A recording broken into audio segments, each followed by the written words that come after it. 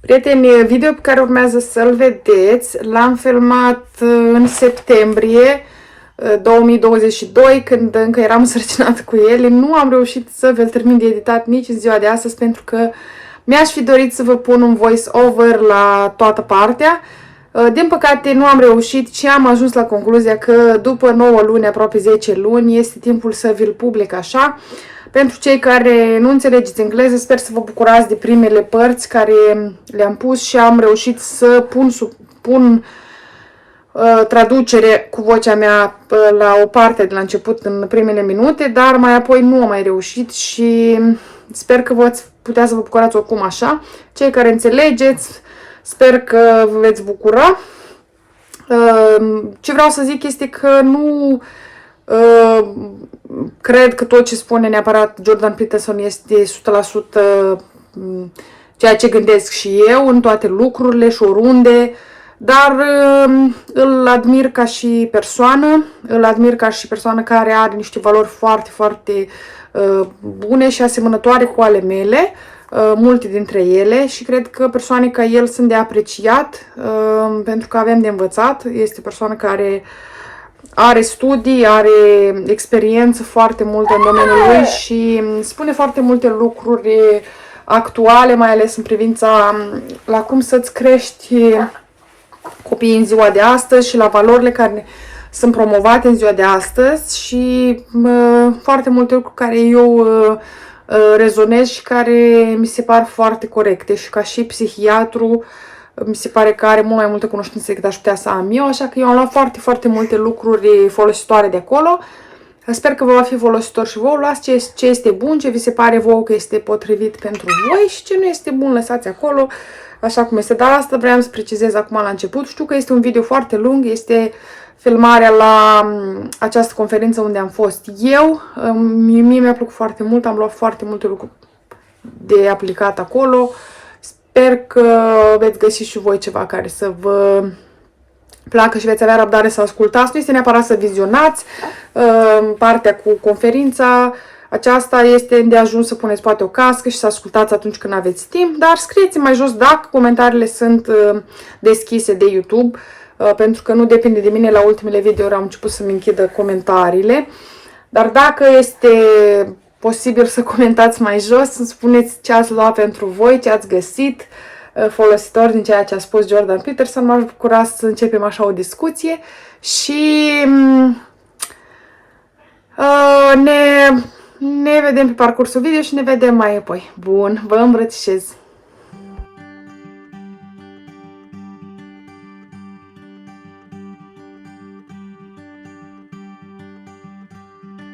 Teach my soul to sing your song, even when my eyes can't see. When I can't seem to carry on, I know your hand is guiding me. I know your hand is guiding me.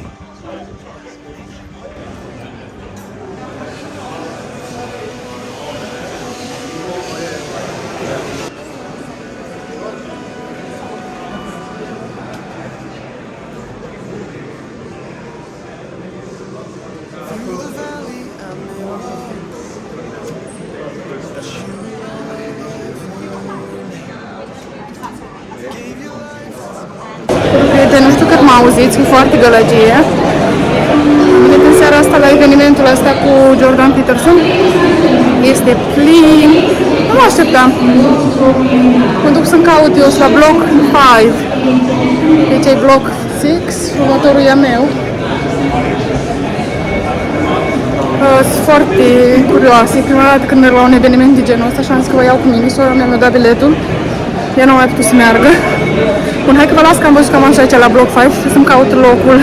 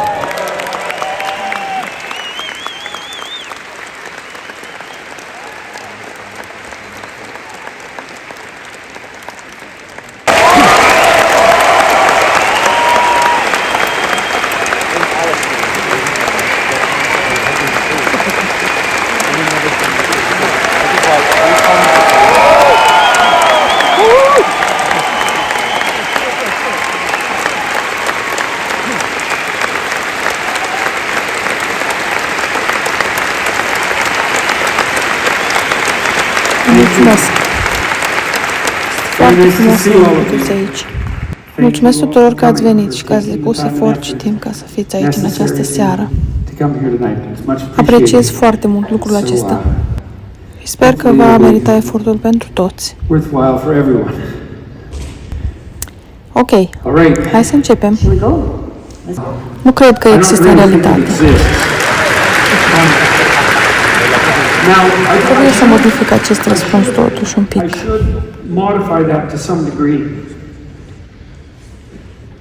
Există cazuri în care sunt copii cărora le este mult mai greu să își regleze modul de a se comporta, care de asemenea prezintă și semne neurologice moale. Un semn neurologic moale este un semn care, la un moment dat, în dezvoltare intrauterină, ceva s-a dus greșit. Și semnele moi se manifestă prin asimetrii ale feței, asimetrii ale corpului, ca și asimetrii ale feței și ale capului. Mai sunt și alte semne moi, dar acestea sunt cele mai evidente. Cuiva care se uită cu atenție. Unul dintre aspectele fizice ale atragerii fizice este simetria. De exemplu, fluturii, care poate vă gândiți că nu sunt așa de isteți, pot detecta această asimetrie în partenerul lor sexual, în unul dintr-un milion. Te-ai uitat la fluturi? Sunt niște lucruri incredibil de frumoase. Au lucrat la aceasta pentru foarte mult timp. Este o parte majoră din selecția lor sexuală. Și cât de conștient este cum fluture. Este ceva despre care nu putem avea habar, dar nu aș da fără importanță inteligența insectelor. Lucrurile sunt un pic mai complicate decât credem noi. Ei pot detecta deviații din simetrie de la unul dintr-un milion. Și noi suntem chiar buni să detectăm simetriile, pentru că simetria este un semn al dezvoltării în creștere. Dacă te dezvolți într-un mod optim, ai o simetrie destul de bună.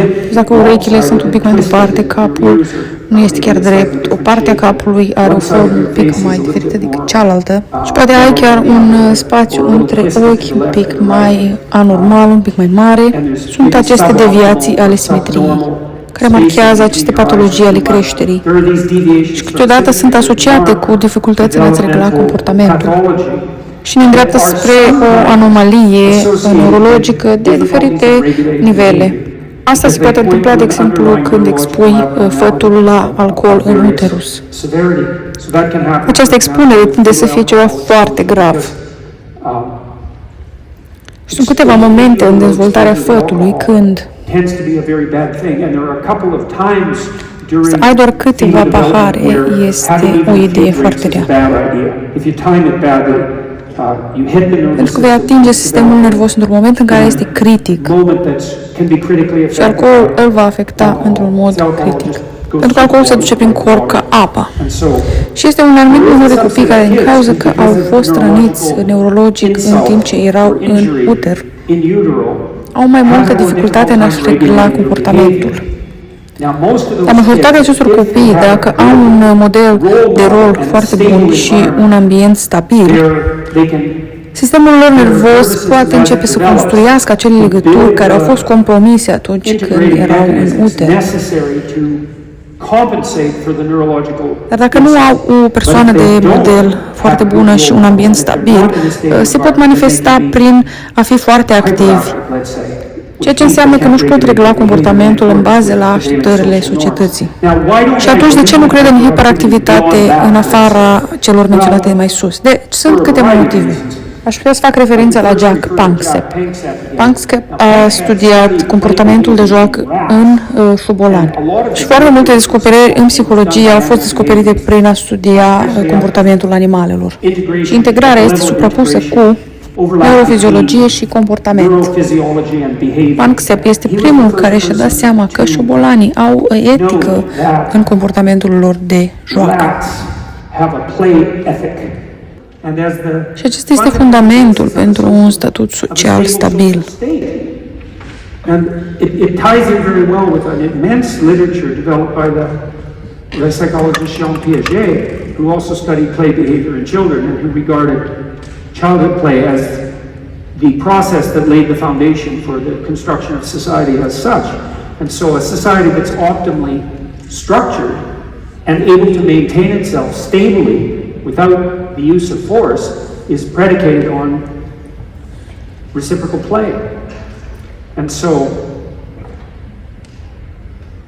you have to tell me that, you have to give me the details of the question again, Tim. Sorry, because I went off into the distance a little bit. ADHD, yes, see, that's what I'm suffering from. So, thank you, dear. So, okay, so now Panksepp discovered something else, which you wouldn't have been able to appreciate had I not told you everything I just told you.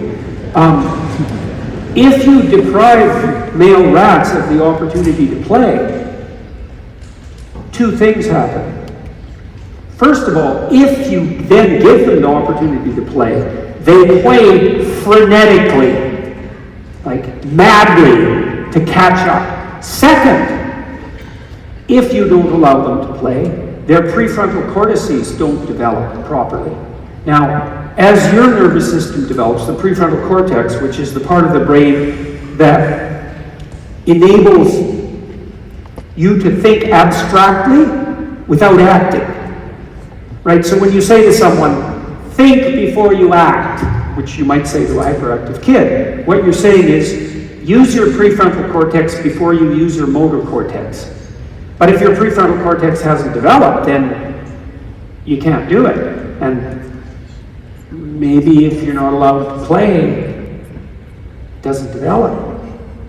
And then Panksepp showed that if you used methylphenidate on rats who were motivated to engage in frenetic play because they'd been deprived of it, then that would stop them from playing.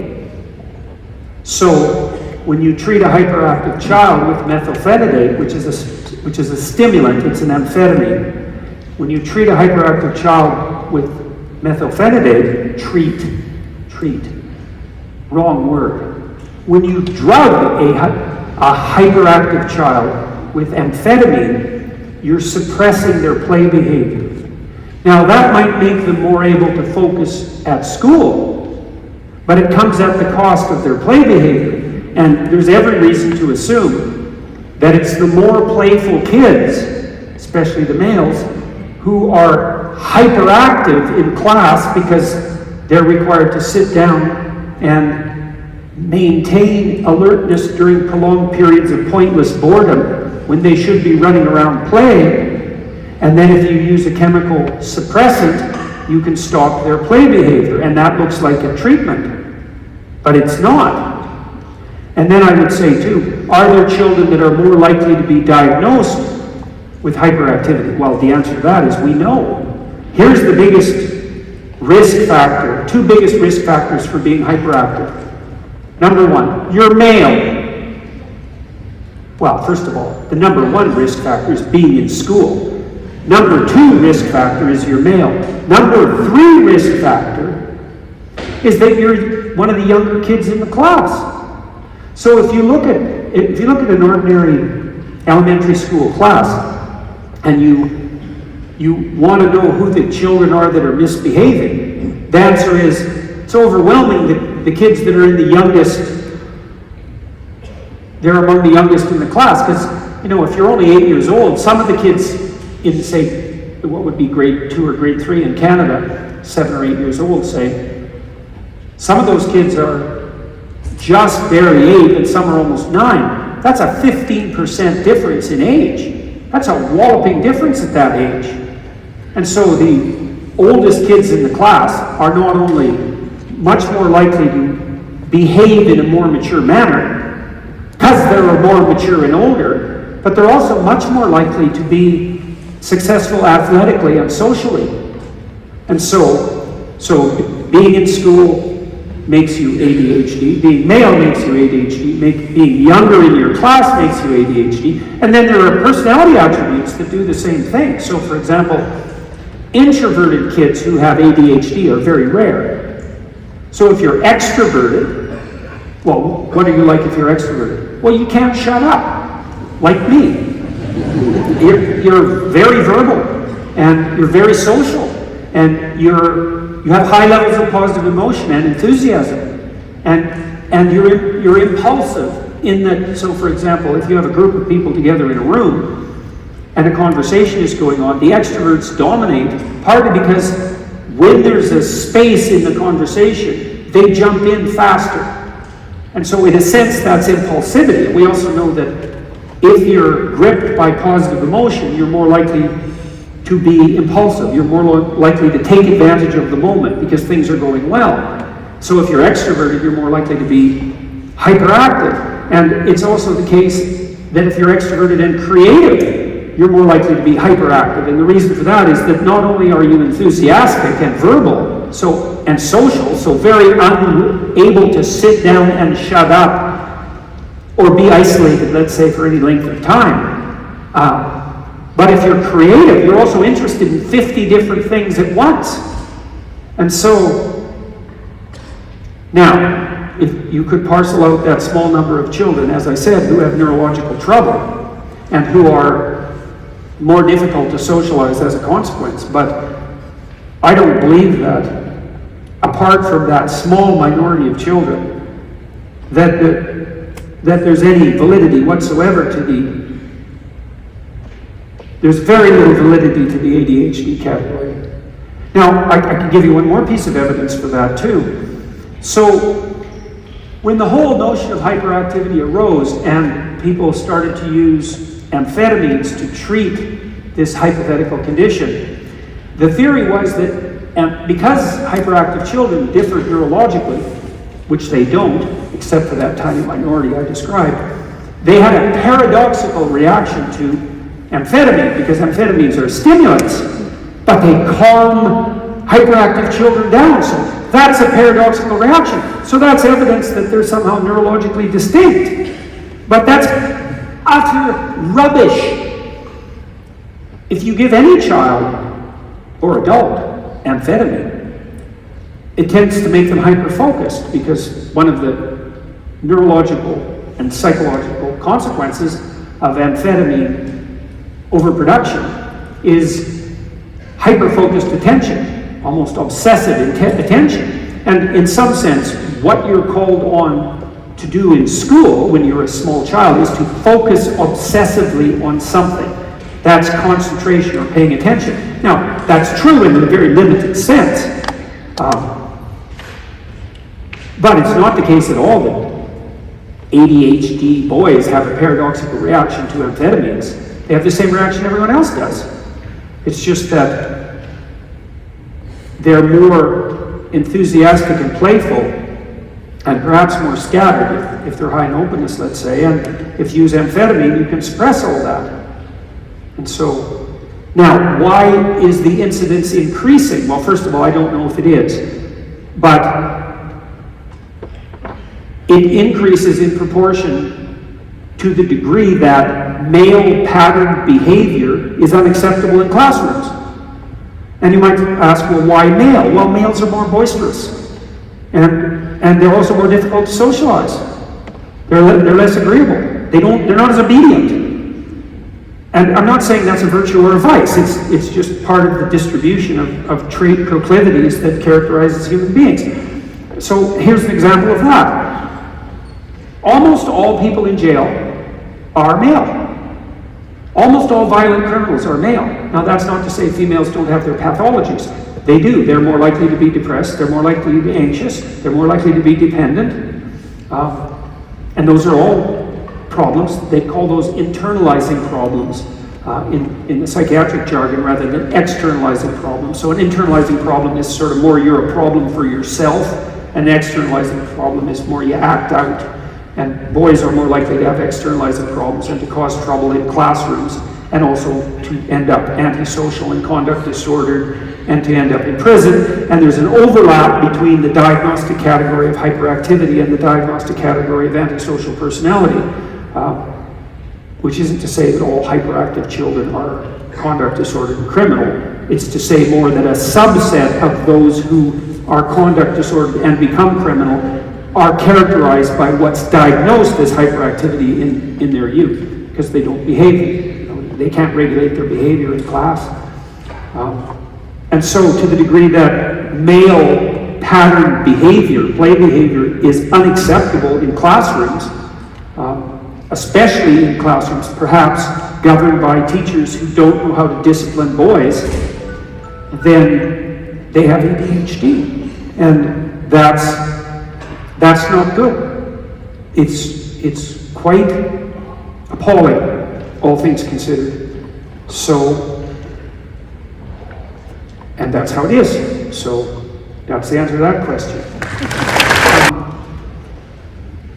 People have tried to understand the proclivity for criminality for a long time, and we've studied that in all sorts of ways.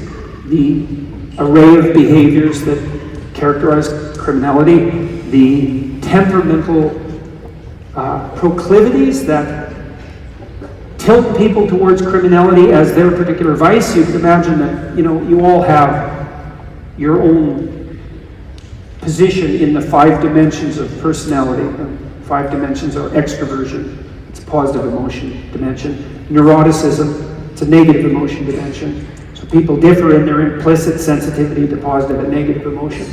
And those are separate neurological systems. Agreeableness.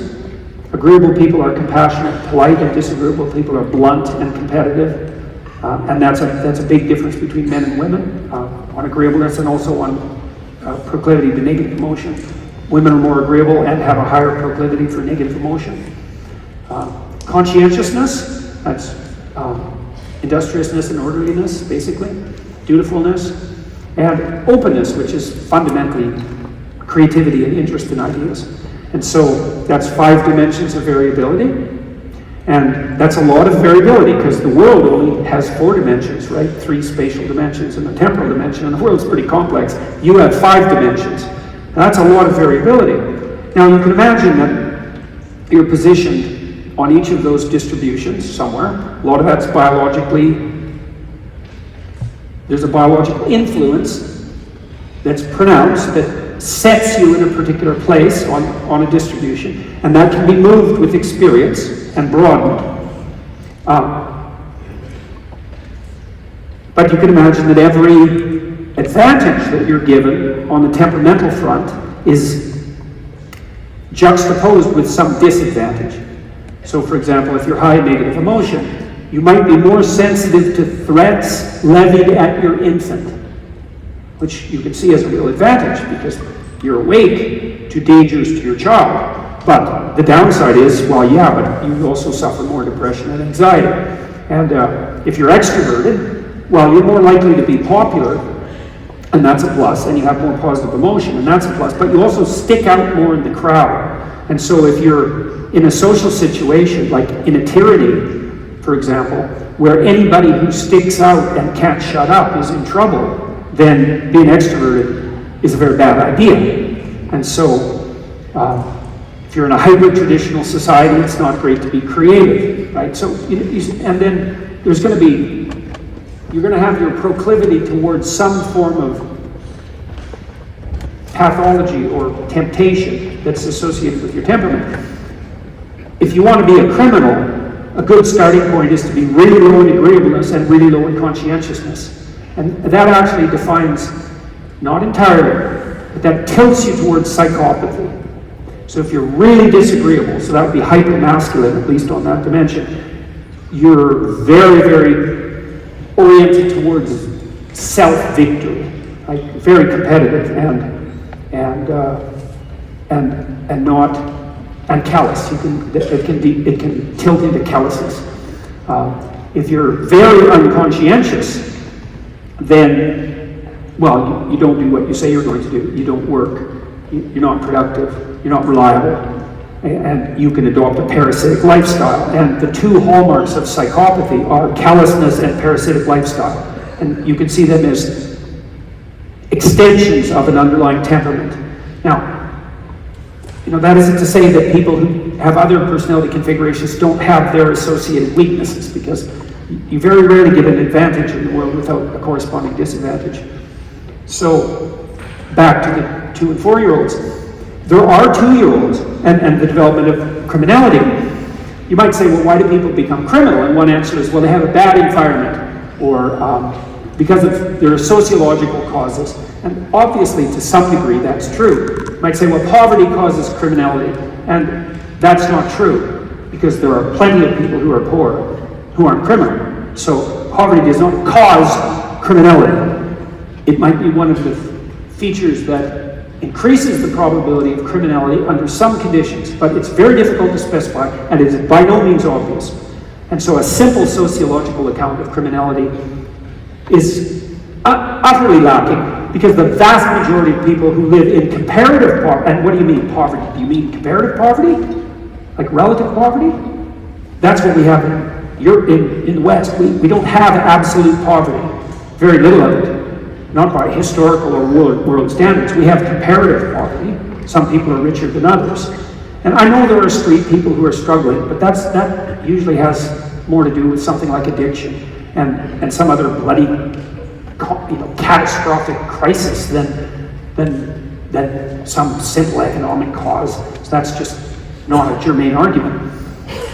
Do you mean that comparative poverty causes criminality? Because that's a completely different argument than the argument that it's absolute poverty that causes criminality. It's not even vaguely similar on the psychological front. And besides, most people who are comparatively poor or absolutely poor aren't criminal. So obviously, neither of those two factors causes criminality. It's way more complicated than that. And people have studied this in depth for decades. And the most reliable researchers have noted that at least one pathway to lifetime criminality is aggression and temperament. And that's been pushed back all the way to 2 years of age. So if you imagine you take groups of kids of different ages, a group, 15 2-year-olds together, you watch them interact, 15 3-year-olds, 4-year-olds, 5-year-olds, all the way up to the age of 18. Kids that don't know each other. And then you rate aggressive behavior. Now you have to define aggression. We'll define it very bluntly. Kicking, hitting, biting, and stealing. Not much argument on that front. And those behaviors are correlated. If you're engaging one, you're more likely to engage in the others. So not only are they pretty obvious markers of aggression, but they group together in a clump that you could call aggression. And so the most aggressive kids are 2 years old.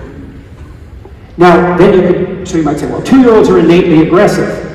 It's kind of the view of the world that the philosopher Hobbes had, that life is nasty, brutish, and short, and without the social contract, we're all at each other's throats. He's kind of the opposite of Jean-Jacques Rousseau, who believed that people are innately good, except that our social institutions corrupt us. It's like neither of them were right. You have to put their theories together to get a complete view. If you differentiate the 2-year-olds, you find, first of all, that almost none of the females are aggressive in that manner. So you can just take the women, the girls, out of the equation. Very, very few intrinsically violent 2-year-old girls.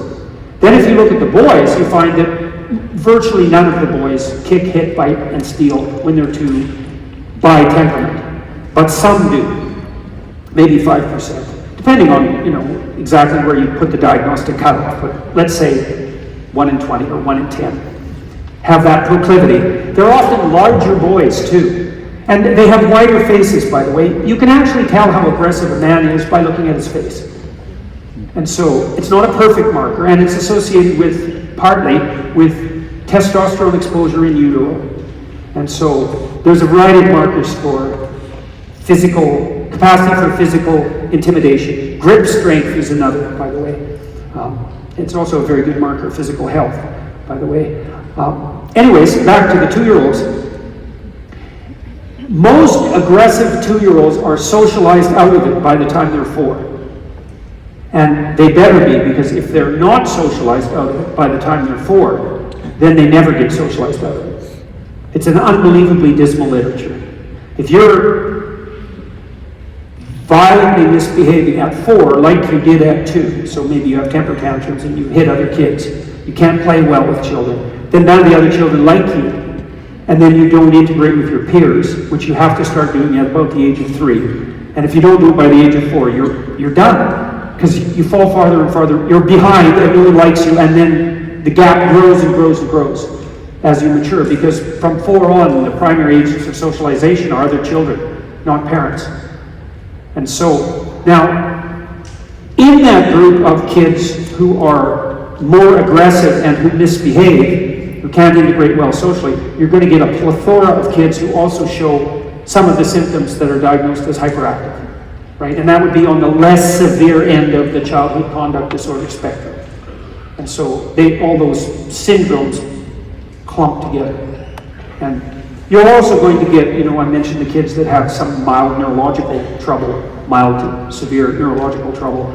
You're also going to get them overrepresented among the subset of children who are likely to use aggression at the age of 2. And those are also kids who are going to be more difficult to socialize out of it. So that's the answer to the extension to the parents or grandparents, or have any interactions with young children at all. Your job as a parent is to make your kids maximally attractive as play partners by the age of 4. That's your job. So your child has to know how to engage in reciprocal play well. And you want other children lining up to play with them. And you want them also to be able to play properly in some sense with adults, because then adults can offer them their best. And so you don't want your child to be self-centered or to use power, or to be unable to take turns, or to think that only they should be able to define the game, or to insist too hard in the same light that the game they want is the only game that can be played. You want someone who's, what would you say, open to suggestions about how play might proceed and able to play reciprocally and in a fair manner, who's a good sport, and who can play in the spirit of play and be fun. And then other children will really like that person, and they'll challenge each other to develop. And that's how development works. And so it's very, very important. So we don't know, for example, what we did to kids between the age of 2 and 4 when we locked them down. We're definitely going to find out, because that's a crucial period of development, that ability to play socially. And it looks like a crucial window. Now, maybe kids are more resilient than the literature indicated, but there's no evidence from the literature that they are. So that's not good. But it's very important to know that as a parent, that because you might say, well, why should I help my child learn how to behave properly? And the answer is, well, so that other kids will play with him or her. And why is that so important? Well, because that's everything. If that isn't done right, there's trouble. And maybe trouble you can't remediate. Plus, your child's going to be miserable and isolated and lonesome and unpopular and bitter and picked on and bullied and maybe aggressive. Like, the only advantage to that is they'll cling to you more desperately if that's what you want, till they learn to hate you. Well, the way they're doing it in the United States is by pulling their kids out of public schools. So that's a pretty dramatic solution, and it's a very sad solution, because you can make a very strong case that the fundamental currency of a modern democratic society is trust. So I'll tell you a story about trust. 2 stories. First story is about eBay. eBay is such a remarkable platform. So when eBay first emerged, people were cynical about it because, so the cynics thought, eBay was a place where you could sell me junk and I could pay you with a check that bounced.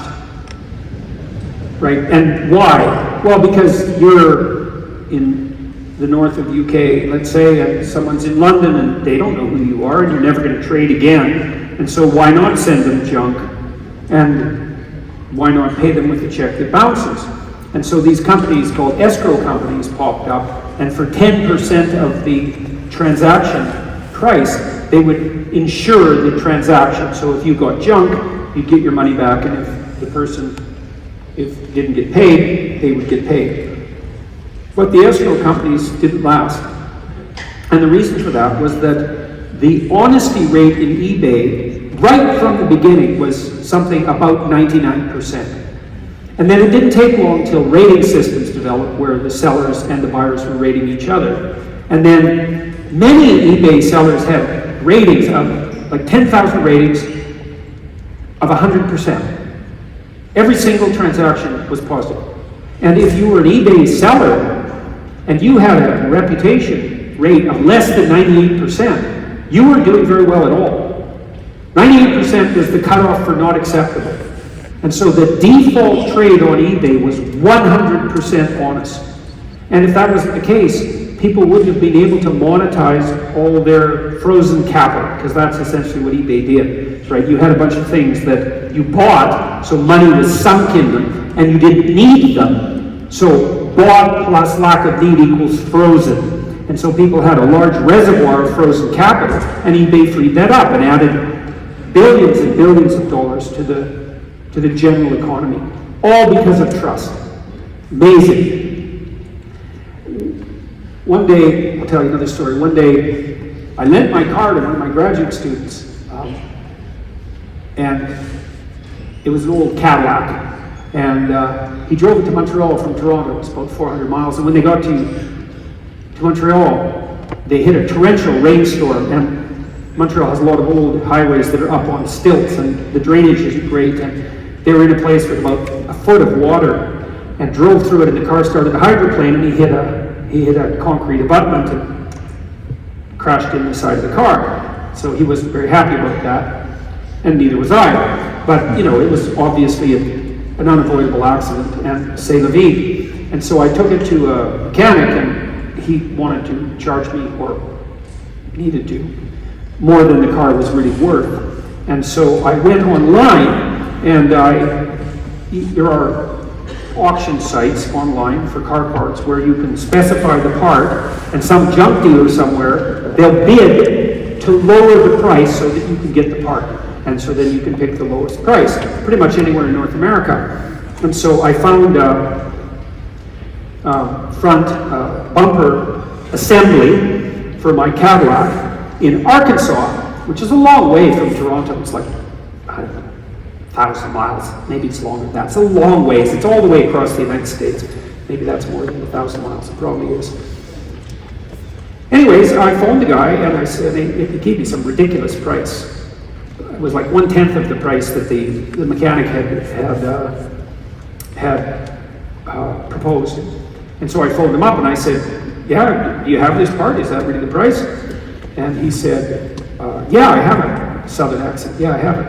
And then 10 minutes later, he phoned me back and he said, "Did you want the whole bumper assembly with the lights and everything?" And I said, "Yeah, that's what I put in the bid." And he said, "Oh, I thought you just wanted the bumper, but that's okay, I'll send the whole assembly." So that was pretty cool, that was his response. Because he could have just said, I made a mistake, that he made a mistake and misunderstood, and that he couldn't offer it to me at the price, but that isn't what he did. And then he phoned me back again, like 15 minutes later, and he said, "I went and looked at that bumper assembly I promised to send you, and on the one side it has about an 8-inch scratch in the plastic, and I thought I'd better tell you that before I shipped it in case you didn't want it." And you would think that's just sort of an ordinary interaction, but I don't think that's an ordinary interaction. I think that's a bloody miracle. All three of those things. First, that I could find a site that would bid the price down across a whole continent. It's like, God, that's unbelievable that could be possible. Second, that the guy would offer me this low price, and even though he made a mistake, and even though I didn't know him, and even though I'd never see him again, and even though there was no risk to his reputation in any public sense, that he would abide by the deal, and then third, that he would then go out and look at the part and find out that it wasn't perfect and warn me. And that's why we have wealth. That's why. Because that's the default assumption in a free and stable society, that you can trust the stranger with whom you're doing business. And that is a bloody miracle, that. And so, and now you have to Definitely, definitely, I have to tell you a question. Sorry about that. That's okay. The ADHD is kicking you in again. You're a lot of fun, don't worry about it. How do we protect our children from gender Oh violence? Yeah, we got a long way off that one. Well, okay, so trust. Trust is the basis for a stable social system. Okay, so where is trust manifest most particularly and deeply? And that's easy. If you send your children to a school, you trust the state. Right? And that means you trust the state. And when you stop sending your children to school, that means you no longer trust the state. And that's really not good. And that's really happening in the United States. And this question is coming up now, here and in other places that I've lectured. And I suppose to some degree that's because of this, it has something to do with the views of the people who come and listen to me too, I would say as well. But it is indication of a breakdown of trust. What do you do about that? That's a very tricky question, because you're facing a situation where your fundamental institutions have been captured in ways that are not good. Really not good. Which is why you're going to pay twice as much for energy this winter, if you're lucky, than you did last winter. And if you're not lucky, maybe 5 times more. And so that's another indication of the same kind of capture. And then you might ask why that's happened. And there's a lot of reasons. One reason I would say that is worth contemplating, because you could do something about it, is that we've abandoned our civic responsibility. And that probably started happening en masse in the early 1960s, when people started to get, mid-1960s, when people in the West, partly because of the Vietnam War and the emergent, in some sense, distrust of social institutions that emerged because of that, we started to become cynical about citizenship and participation in the civic endeavor. People stopped going to church, they stopped joining business clubs, they stopped being engaged in their local administrations, they stopped joining political parties, they just dropped, tuned in, turned on, dropped out. Bad mantra, especially the dropped out part.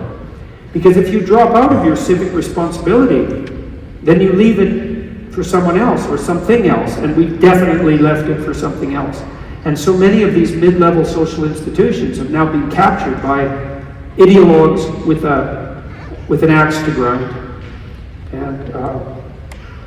and so that's warped our institutions in a very dramatic and dangerous way. And so I would say, if you want to do something about that, then you should do something about it. You should join a business club. You should run for your school board, or the equivalent here in the UK. I don't know exactly what that is. I'm sure you have organizations that govern the operation of your schools. You should join a political party, local or state level or county or national. You know, you might be cynical about that. It's like, well, what can I do if I joined a political party? It's like, well, have you ever joined a political party? Find out. You have no idea. If you're committed and useful and you volunteer for a political party, you can move up the ranks so fast you can't even believe it, because there isn't a political party anywhere that isn't always absolutely starving for people who will actually do the work. So if you're willing to do the work, then the doors just open up like mad. And so you can be cynical about that if you want, but it just means you haven't tried it and you don't know what you're talking about, because that isn't how it works at all. And so if things are going wrong around you in your civic society, you should ask yourself, given that you're citizens and that the weight of the state rests on your shoulders properly, maybe the reason for that is, you know, if the radicals have the upper hand, and there's only a small percentage of them, because there is, then it means that the middle has abdicated responsibility. And so then you have to ask yourself, it's like, you know, are you engaged civically at all, on any front? And then you could ask yourself further, it's like, are you sure you're not missing a huge opportunity by not being engaged civically?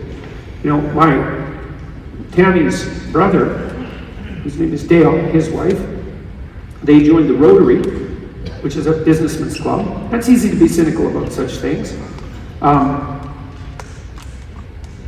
But they've gone to Africa and helped local villages set up reliable local water supplies.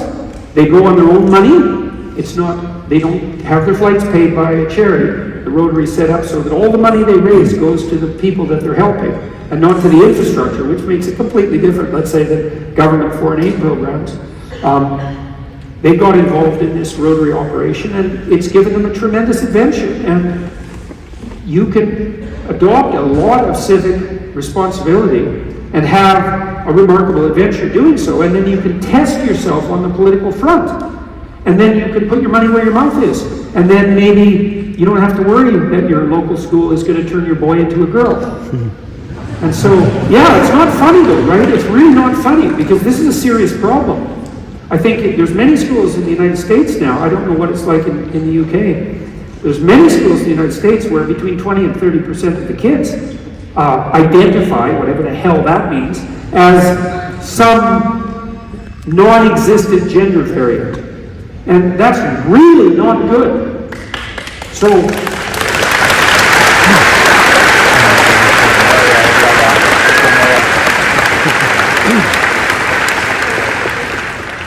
and so if you have a child too, that, more practically speaking, if you have a child in an educational institution that's fomenting that perspective, then it's time to educate yourself and become strategic.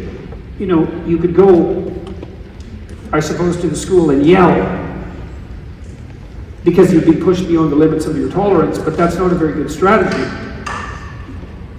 If you're in a situation like that, it's a dire situation already.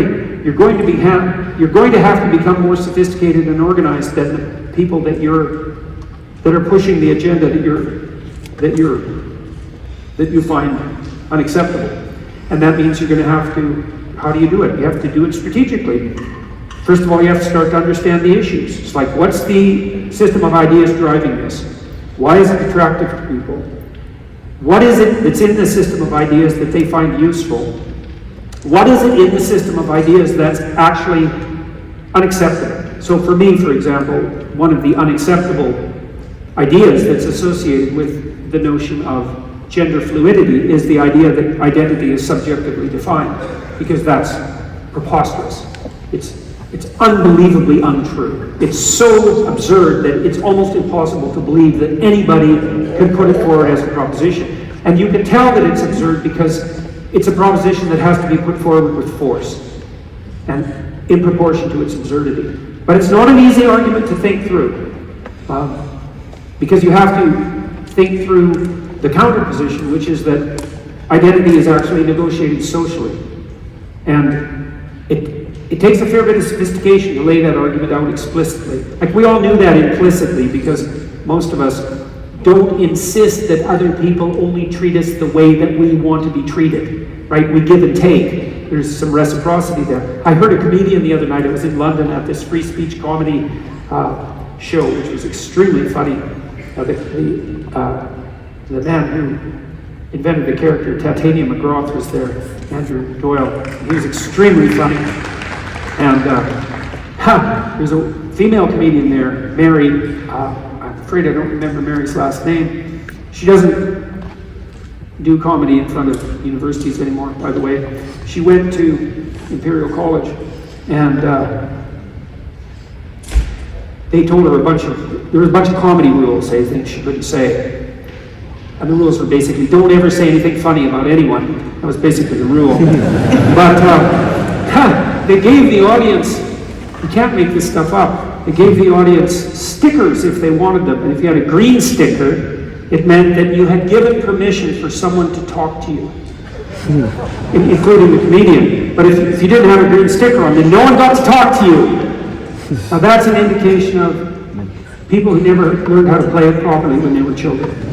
I mean that. I mean that in all seriousness.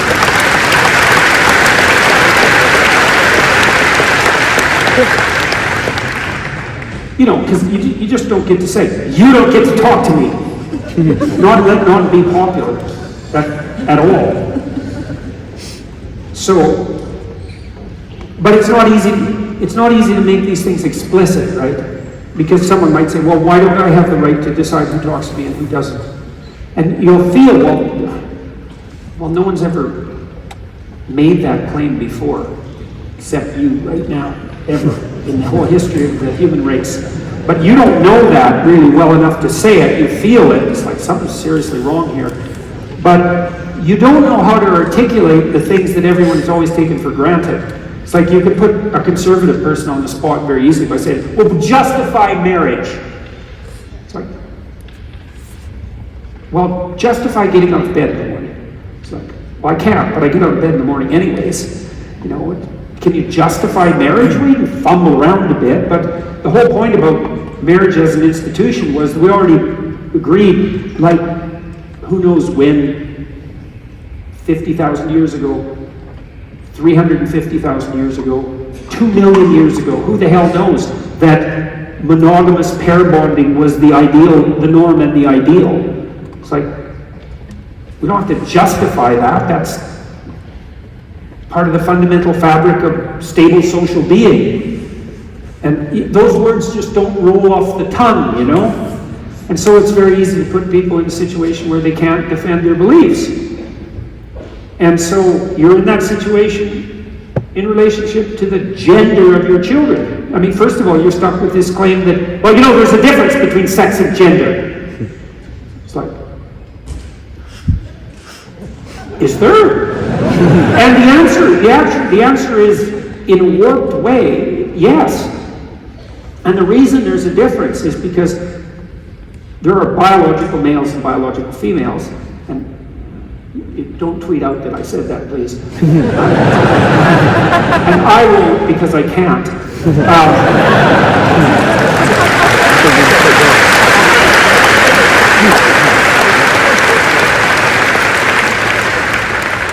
You know, and if you don't agree with that, then all you're doing is playing with the definition of the term biological, or the definition of the term male or female. Like, it's a definitional issue. But there are lots of feminine boys and lots of masculine girls. And the reason for that is that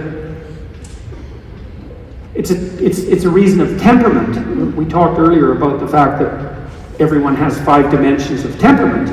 You know? And so the typical female temperament, feminine temperament, is higher in agreeableness and higher in the propensity to experience negative emotion. And a fair proportion of that is biological. And how do we know that? We know that because the biggest differences between men and women temperamentally are in the Scandinavian countries. And the Scandinavian countries are the countries in the world, by all measures, that have moved closest to an egalitarian social structure. And so what happens is that as you make this social structure egalitarian, the biological differences in temperament between men and women maximize, because there's no social pressure. So they maximize. And so men and women get more different as societies get more equal. Now, not on every front, because, for example, as societies have become more egalitarian, more women work, you know, outside the home, and so that's more masculine in that sense. But at the temperamental level, the differences have magnified, and that's even more intense for the biggest difference between men and women. And the biggest difference between men and women isn't agreeableness, so compassion and politeness, women being higher, and proclivity to negative emotion, women being higher. You have to be more sensitive to negative emotion than 75% of men. It's about right, 75% of men, before you're as sensitive to emotion as the typical woman. And you have to be more compassionate and polite as a man than 75% of men before you're as compassionate and polite as the typical woman. So the differences aren't immense. Men and women overlap a fair bit, but they're quite different at the extremes. And the differences are stable, and they magnify the egalitarian societies. Now, the biggest difference between men and women is actually in interest. So, for example, there was a debate for a long time about whether men had an edge in intelligence in spatial ability. Now, women seem to have an edge in verbal ability, but there was an argument that men had an edge in spatial ability, or that the male distribution of intelligence on the spatial front was flatter. So there were more men with impaired spatial intelligence, but also more gifted men. And the jury on that's still out, and the differences are small, but it can make a big difference at the extremes. In any case, there are lots of girls in junior high that appear gifted in mathematics. Probably as many as there are boys. Now, like I said, there's a bit of debate about that. But if you follow those women, what you find is the boys who are interested in mathematics are sort of focally interested in mathematics and not much else. So they're science, technology, engineering, and mathematics types by temperament. And so they develop a very focused interest in STEM. STEM, science, technology, engineering, and mathematics, and their interests tend to align with their abilities. With the girls, you find that they have a wider range of interests, and they tend to be more verbally able than the mathematically gifted boys. And so if you track the girls and the boys as they develop, you find that almost none of the girls who are mathematically able in junior high, 12 and 13 say, are interested enough to pursue it as a career. And the reason for that is girls are more interested in people, and men and boys are more interested in things. And it's a big difference between men and women. So the typical woman is agreeable, high negative emotion, higher in negative emotion, and interested in people. But there's no shortage of boys who are also like that. Now, it's a minority, and those are boys who often appear feminine in temperament when they're little kids. And those are a fair number of the kids who are hypothetically trans, you know. But they're not. They're just feminine boys or masculine girls. It's like, what the hell's the problem here? That's always been the case. And it's not a trivial... So in that sense, you know, there is a segregation between sex and gender if you define gender as temperament. And if you don't, well then, I have no idea what you're referring to, because there's no measure of gender. Like, it's a completely vague and ill-defined conceptualization. It's just invented. But, as I said, there is this underlying reality of temperamental differential. And so it's also useful to know that, because it's useful to know that, well, there's always been masculine girls. Now, almost all masculine girls, almost all of them, accept their femininity by the time they're 16 or 17 and settle into normative heterosexual relationships, and everything goes well. And it's almost the same with all the boys who are feminine temperament in relationship to the acceptance of their bodies. And so the best research on the trans front, the only real research, is that if you just leave kids whose temperament and physiology is somewhat mismatched, if you just leave them the hell alone, the vast majority of them adapt by the time they're 18. And that's the right approach. And so,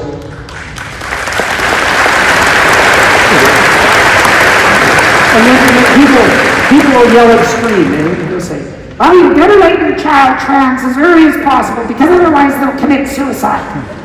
And they usually use just that voice. And so you can take that apart. So imagine you have a child who has gender dysphoria. And you might say, well, is that a category of gender dysphoria? And it is in a way, because it means an unhappy child, dysphoria, who is unhappy about their sexual identity, say, or their physiological identity. Well, that pretty much defines a 12-year-old girl. And I mean that very specifically. So when Canada introduced its pronoun law back in 2016, because I was a clinical psychologist, I thought, this is a very bad idea. First of all, it's a very bad idea to compel people to use language that other people insist upon. That's unacceptable, period. But worse, perhaps, if you confuse people about the central tenet of their identity, or a central tenet, and you could argue that identification of sex is, if not the most fundamental element of identity, certainly one of the most fundamental tenets. It's also a fundamental perceptual and cognitive category. And if you introduce confusion into that category, then you confuse the most confused people a lot. And the people most likely to be confused about such things, historically, have been pubescent girls. And the reason for that is that, well, first of all, the biological changes at puberty are very dramatic, right? Because, well, for obvious, do I have to explain why? I don't think so. You know, many societies don't have initiation rituals for their girls. They do for their boys. They don't have initiation rituals for the girls. And the anthropological explanation for that is Mother Nature initiates girls. Right? So the onset of menstruation, for example, and the probability of puberty is dramatic enough to catalyze adult development in girls with no further sociological intervention. Whereas you have to take boys away from their mothers and torture them in some sense before they become adults. And you do that. Many rituals of initiation among primordial people are attempts to duplicate the onset of menstruation in some real sense. They're blood rituals. And so, back to the girls. Boys and girls do not differ in the degree to which they experience negative emotion. But that changes at puberty. And women then become more sensitive to negative emotion than men, and they stay that way for the rest of their lives, including after menopause. It's a permanent transformation. This is also why women are likely to initiate divorce in 75% of divorce cases. Why? Well, because they're the unhappier of the two. Why? Because they're temperamentally more prone to negative emotion. Why? Well, that's a great mystery, but here's some possible answers. So, if a boy and girl get into a fight, they're both 10, it's kind of a toss-up who's going to win. If a 15-year-old boy and an 18-year-old boy and an 18-year-old girl get into a fight, a fist fight, there's no toss-up as to who's going to win. And the reason for that is the male is larger by a substantial amount and taller, with a longer reach, and is way stronger in the upper body. There is no comparison. And so what that means is that as soon as puberty hits, women are more vulnerable on the battleground, let's say. And so they should be proportionately more sensitive to negative emotion. Plus, they're more sexually vulnerable, obviously. Plus, they're going to have infants. And so here's a proposition for you. Maybe the female nervous system isn't tuned for the well-being of the woman. Maybe the female nervous system is tuned to increase the probability that the infant will survive. And the price the woman pays for that is that she becomes more sensitive to negative emotion so that she can raise the alarm around vulnerable infants.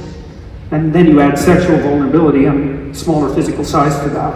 And that's a perfectly reasonable account for the moderate propensity towards negative emotion that women have compared to men.